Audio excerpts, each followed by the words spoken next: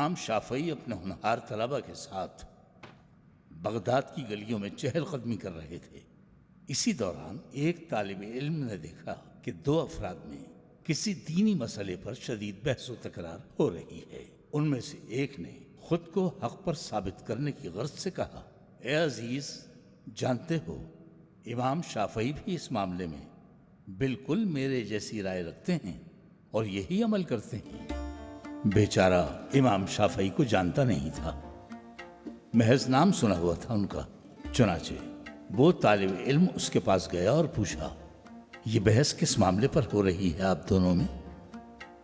اس حجتی شخص نے بحث کا موضوع بتایا۔ طالب علم حیران رہ گیا، بولا، اے میرے بھائی، امام شافعی تو نہ اس بارے میں ایسا کہتے ہیں نہ کرتے ہیں۔ اس نے بہت سمجھایا مگر وہ شخص سننے کو تیار ہی نہ تھا۔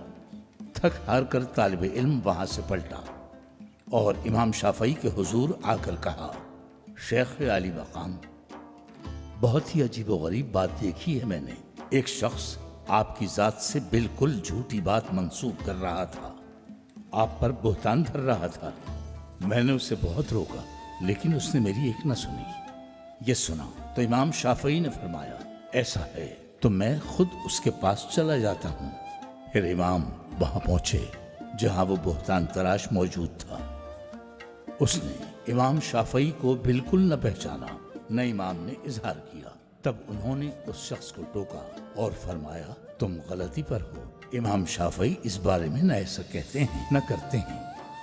وہ فتنہ کار امام کو بھی جھڑک کر بولا، جاؤ اپنا کام کرو بزرگوار، امام شافعی اس معاملے پر یہی کہتے ہیں اور یہی کرتے ہیں، جانتا ہوں۔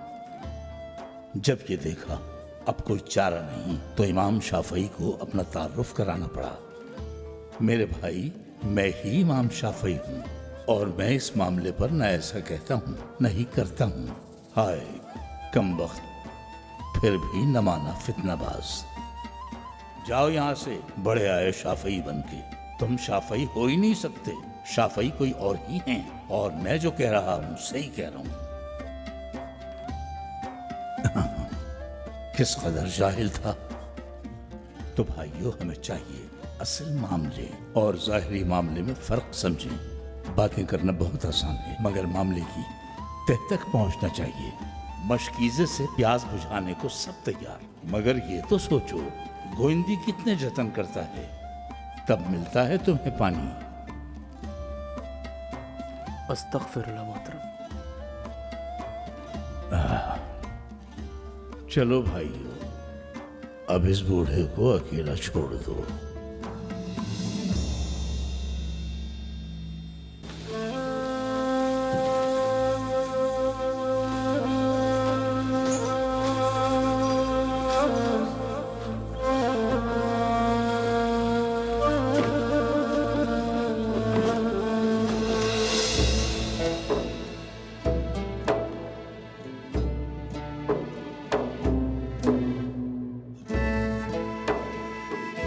خوش آمدید یونس افندی۔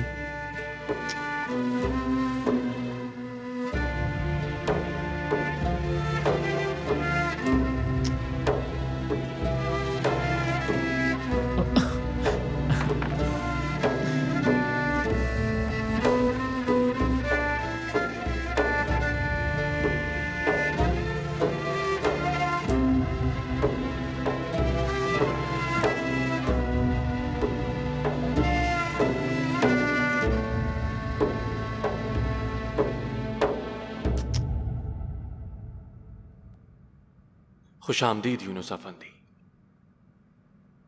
شکریہ قاسم۔